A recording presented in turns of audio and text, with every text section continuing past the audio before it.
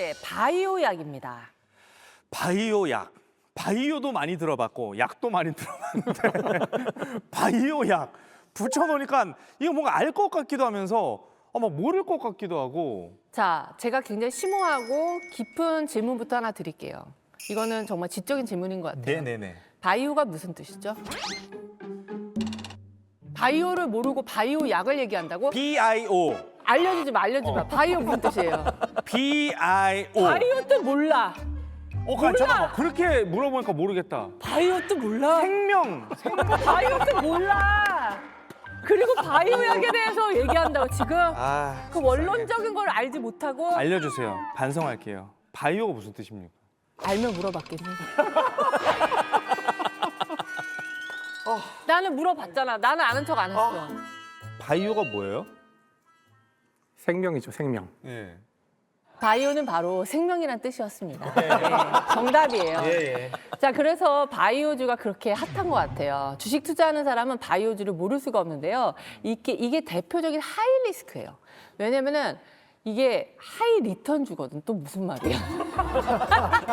아이주 잘한다 바이오. 아니 그러니까 어쨌든 바이오라는 것도 이렇게 갑자기 물어보니까 막 헤맬 정도로. 근데 거기에 약까지 붙여놓으니까 바이오 약 한번 오늘 제대로 배우고 넘어가야 될 것 같아요. 뭐 어떤 개념으로 보면 될까요? 우리가 보통 약이라고 하면은 약국에 진열된 뭐 약이나 뭐 병원에서 처방받아 먹는 약을 떠올리지 않습니까? 네. 네, 그런 걸 이제 합성 의약품이라고 합니다. 그래서 뭐 스테로이드제도 있고 타이레놀 같은 진통제도 있고 항생제 뭐 이렇게 한 시대를 풍미한 의약품은 대부분 합성 의약품이에요. 예. 근데 바이오 약은 약인데 이런 합성 의약품과는 완전히 다른 의약품입니다. 일단 그 합성 의약품은 기본적으로 구조가 단순해요. 그러니까 써보면 이렇게 종이 하나에다 금방 쓸 수 있을 만큼 단순한 구조라서요. 그건 이제 금방 화학 성분을 조합해서 만들어낼 수 있어요. 네. 하지만 이제 바이오 의약품은 굉장히 복잡하거든요. 그러니까 이건 인간이 만든다기보다는 생명체에게 만들도록 해요. 그래서 일종의 세포에서 키운다고 할까? 키워서 만들어내는 약. 굉장히 복잡한 만큼 훨씬 더 그 디테일하게 처방을 할 수도 있고 디테일한 작용을 할 수가 있어요. 일단 2023년에 그 매출액이 그 10위에 들었던 의약품 가운데 7개가 바로 이 바이오 의약이었습니다. 그 정도로 많이 쓰고 있어요. 그렇죠. 엄청 잘 나가는 거죠. 그리고 항약보다. 그렇죠. 네. 노벨상 아까 이야기도 우리가 했었지만 이게 현재 굉장히 핫하다는 뜻이거든요. 과학적으로도. 그러니까 과학적으로도 할 얘기가 아주 많은. 그러니까 오늘 사실은 이게 약 얘기만 하려고 해도 이거 밤새 얘기해도 안 돼요, 사실. 근데 이제 그중에 이제 찝어서 작게만 얘기할 텐데 오늘은 약, 특히 이 바이오 약에 대해서 같이 이야기를 해보겠습니다. 네. 와, 벌써부터 지식 도파민이 막 샘솟는데요. 이 기세를 계속 이어가 보겠습니다. 놀라운 5분의 시그니처 코너가 기다리고 있죠? 네, 주제와 관련된 5분 남짓의 짧고 굵은 강연을 들어보는 놀라운 5분 시간인데요. 자, 오늘 강연을 해주실 강연자 모셔보겠습니다. 어서 오세요.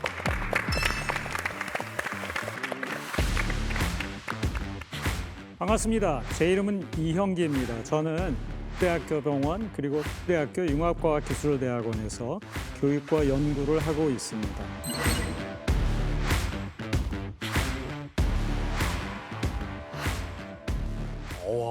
교수님 굉장히 보타이가 잘 어울리시네요. 마음에 드시나요?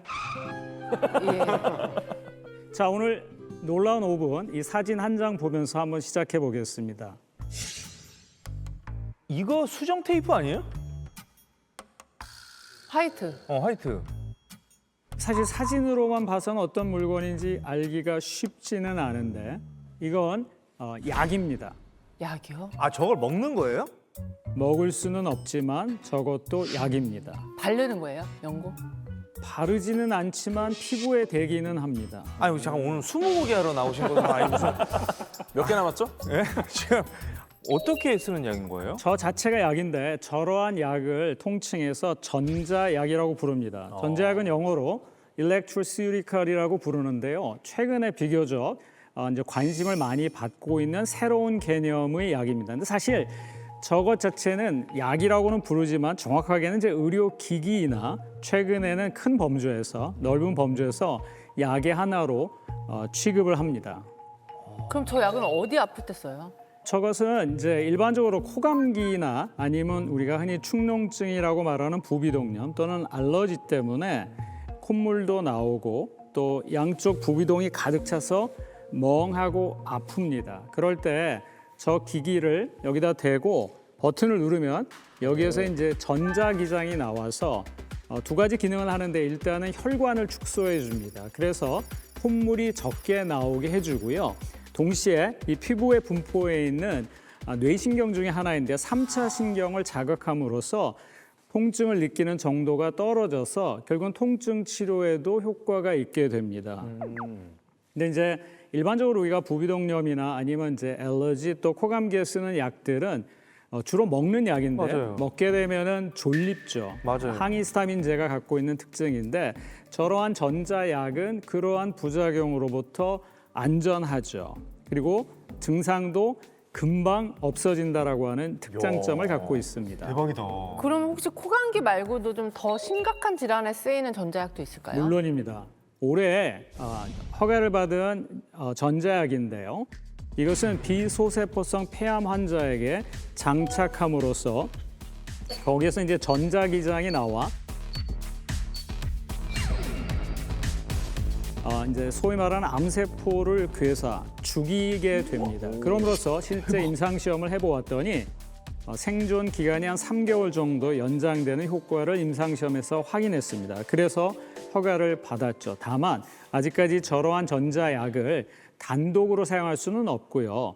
기존에 쓰던 항암제에 부과해서 사용할 경우에 지금 말씀드렸던 효과가 나타나는 것을 확인했죠. 즉 다양한 형태의 수단을 이용해서 환자를 치료할 수 있는 가능성의 시대가 열리게 된 것이죠. 젊은 사람들 이야기로 개이득 이렇게 말씀드릴 수 있겠습니다. 네.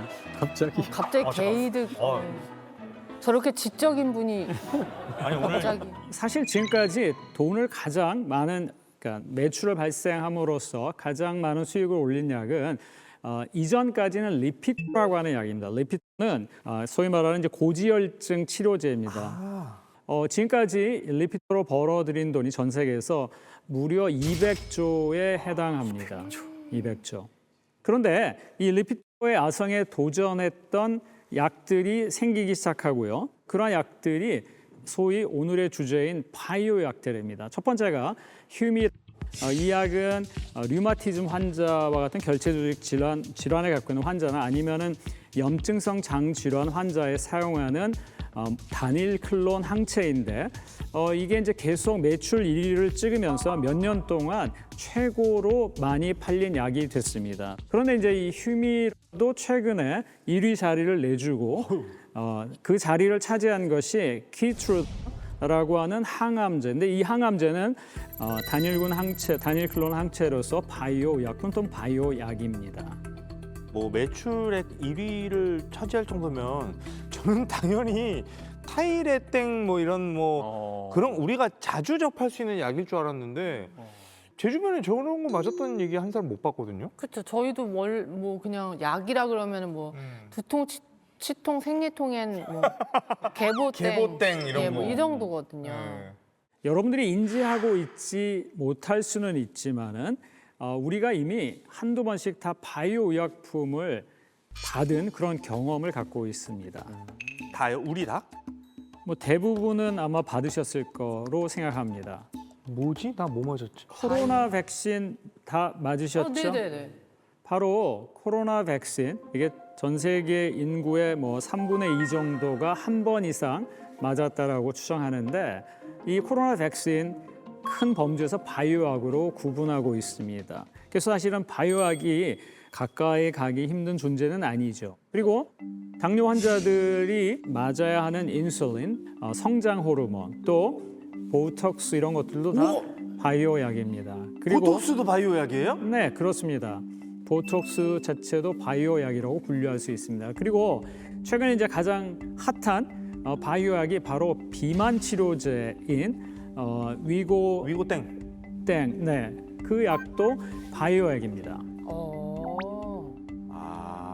약간 사실 좀 제가 이런 얘기하는 게 좀 그렇긴 합니다만 제가 썼던 책의 제목이 합성의약품의 시대는 가고 바이오 의약품이 온다. 뭐 이제 이런 책 제목도 하나 있습니다. 일단 세계 하나잖아요. 그럼 네. 바이오 약이겠지 저게.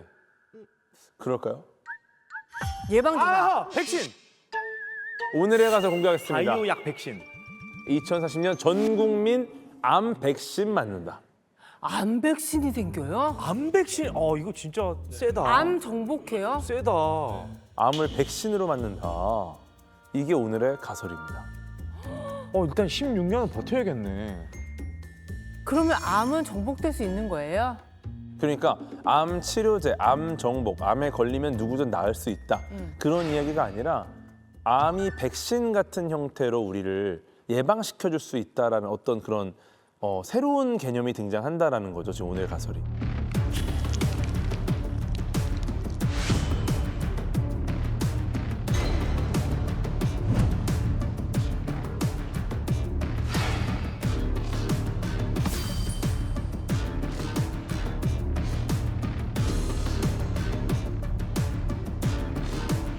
아무리 가설이어도 그렇지 이게 가능할까요? 이게 코로나19 백신으로 잘 알려진 모더땡. 네, 이쪽 아시죠? 맞아요. 모더땡. 네. 모더땡이 활발히 지금 암 백신 연구를 하고 있고요. 모더땡 최고 책임자가 영국 가디언지에 빠르면 5년 안에 모든 종류 질병 분야에 대한 백신이 나올 것이다. 이런 이야기를 했습니다. 백신의 기본 원리가 예를 들어 뭐 독감 바이러스다. 그러면 바이러스를 이렇게 몸에 살짝 예측해서 살짝 집어넣어서 네. 그래도 나중에 진짜 걸렸을 때 좀 대비가 돼 있으니까 크게 아프지 않고 넘어갈 수 있게 해주는 원리가 백신의 원리 아닌가요? 약간 그 몽타주 같은 개념이라고 보시면 될 것 같아요. 그러니까 도둑이 들면 털릴 텐데 미리 약한 비슷하게 생긴 도둑을 넣어가지고 몽타주를 보고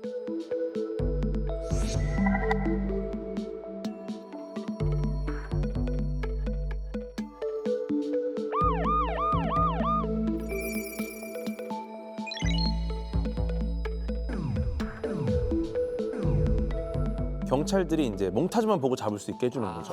그러니까 약한 균이 들어오고 나니까 나중에 진짜 균이 들어왔을 때 보자마자 이놈은 나쁜 놈이다 했고 때려잡아 버리니까 실제로 걸리지 않는다. 그러면 암 백신도 암세포를 넣는 거예요? 아니 그렇지 않아요. 그러니까 개념이 약간 다른데요.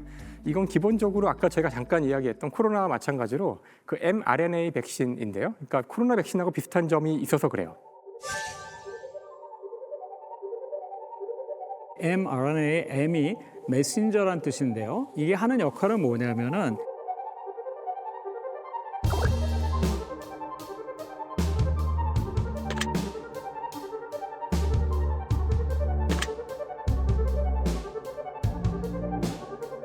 mRNA를 집어넣어주면 우리 몸이 mRNA를 통해서 스파이크 단백을 만들고 그럼 그 스파이크 단백을 우리 몸이 이거는 내 게 아닌데 라고 인지해서 거기에 대항하는 항체를 만들고 있으면 코로나 바이러스가 들어오려고 할 때 잠깐만 이건 내가 옛날에 봤던 건데 몽타주 그래서 그 코로나 바이러스가 체내로 들어오는 것을 막음으로써 코로나가 걸리지 않거나 또는 걸렸다고 하더라도 증상을 약화시키는 쪽으로 작동하는 것이죠.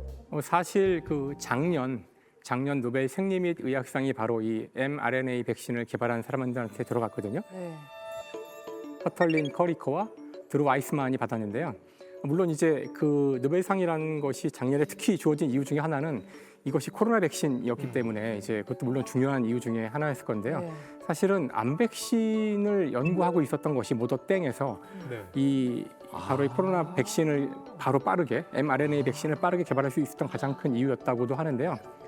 보통의 백신은 아까 이야기하신 것처럼 몸에 세균이 들어오면은 세균에는 굉장히 복잡한 구조가 있는데 그 중에 특별히 면역계가 알아내는 어떤 부위가 있어요.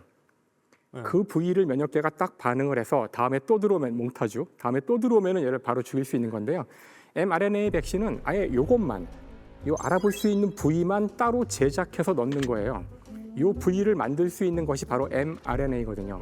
그래서 굳이 세균을 통째로 넣을 필요 없이 요것만 만들 수 있는 mRNA를 넣어주면 들어간 mRNA가 요것만 탁 만들고 면역계가 반응을 하고 그럼 그 다음에는 이만한 세균이 들어왔을 때 걔를 바로 칠 수 있는 요것만 거죠. 보고. 그래서 그런 식으로 개발된 거기 때문에 아까 모더땡이 얘기한 것처럼 이런 방식이라면 모든 종류의 어떤 병영균을 다 대처할 수 있을 테니까 5년 내에 뭐 백신이 다 나올 수 있다 이런 말을 할 수 있는 거죠. 그래서 그렇구나. 이게 몽타주도 복잡하니까 문신 하나만, 그러니까 뭐 목에 해골 문신 있다, 그것만 가지고 잡는 겁니다. 어떻게 보면 mRNA는 심플하게. 문신만 딱 만든 거죠. 문신만 딱 만들어서 해골 문신은 나쁜 놈이야, 훨씬 그것만 강제적으로. 알려주는.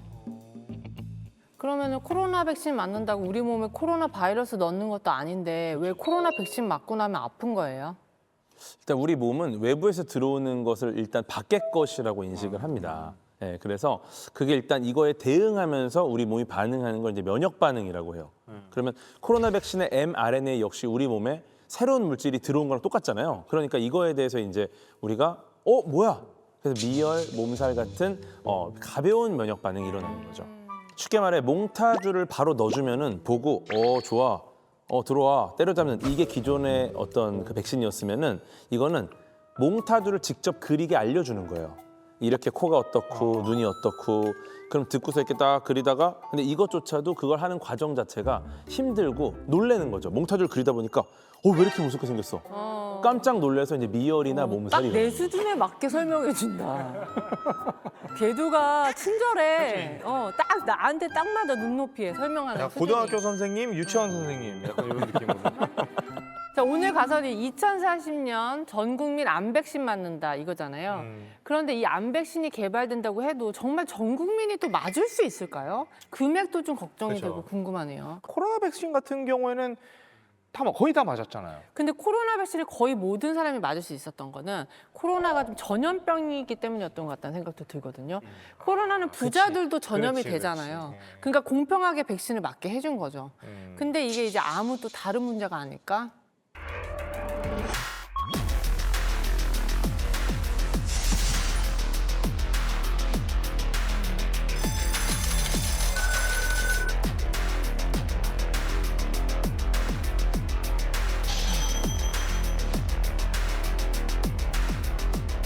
이게 전염성이 높은 질환에 대한 백신은 내가 맞지 않고 내 주변 사람이 다 맞으면은 내가 안전해지거든요. 그럼 어떻게 보면 코로나19 같은 경우는 오히려 이제 부자가 아닌 사람들을 다 맞추면은 부자들은 백신을 안 맞아도 이제 옮지 않을 가능성이 높아요. 근데 이제 이렇게 그냥 내가 이걸 걸리느냐 마느냐, 이게 전염이 아니라면은 사실은 부자들이 뭐 약간 부자들의 전유물이 될 수도 있지 않을까. 좀 그런 고민도 좀 있네요. 코로나 백신 개발 과정 보면 국가에서 미국에서 그 임상 시험하는데 비용을 엄청나게 많이 대줬습니다. 사실은 백신 개발 과정에서 제일 힘든 게 대상자 찾아가지고 임상 시험하고 효과 확인하고 또 다음 단계에서 임상하고 또 이게 정말 어렵고 돈이 많이 들어가는 과정인데 이거를 국가에서 굉장히 전폭적으로 지원해주고 예산도 많이 대주고 했거든요. 그랬기 때문에 코로나19 백신은 빠르게 나왔고 빨리 다 맞출 수 있었던 거고, 지금 말씀하시는 그런 백신들은 그런 과정을 다 제약회사가 해야 돼요. 좀 다르죠. 지금 워낙 많은 사람들이 암으로 죽고 있잖아요. 그러니까 사실 시장이 어떻게 보면 되게 크다고 볼 수 있고, 국가 입장에서도 그 암으로 그 생기는 피해, 희생이 너무 크기 때문에 아마 이게 정말 제대로 된 백신이 나온다면은 가격을 낮출 수 있을 협상을 국가가 하고 상당히 많은 세금도 투입할 수 있을 거라고 생각을 해요. 왜냐하면 이게 실제 가장 중요한 저희 사망 원인 중에 하나잖아요. 이 양극화 문제를 이야기할 때 항상 정부가 나서야 한다, 정부가 어떻게 해야 된다라는 생각을 하는데, 이게 미국을 제외한 많은 국가는 그렇게 생각해요. 당연히 어떤 신기술이 나오면 폐해가 있을 수 있고 그건 당연히 어떤 규제가 필요하다, 내지는 최소한의 가이드라인은 필요하다라고 가는데, 우리가 놀라운 증명을 하면서 계속 접하게 되는 지식이 미국 발이거나 아니면 미국 쪽에서 나온 지식을 받아들이게 되는데, 미국 쪽에서 나온 지식은 굉장히 특이하게도 신기술을 전파하고 모든 사람들에게 배포하고 하는 일은 당연히 기업이 해야 된다라고 생각을 해요. 근데 우리는 당연히 그거는 정부가 해야 된다라고 생각을 하거든요. 그러니까 우리가 생각하는 국가주의 이전에 공동체가 공공성을 대표하는 어떤 기관이 처리하는 거에 대한 신뢰가 우리는 훨씬 깊고요. 미국이라는 사회는 독특하게도 기업이 해도 된다, 기업이 그렇게 해서 돈을 버는 게 좋은 거다라고 굳게 믿고 있는 것 같아요. 그래서 그 차이가 계속 나오는 것 같아요, 우리 이야기하면서.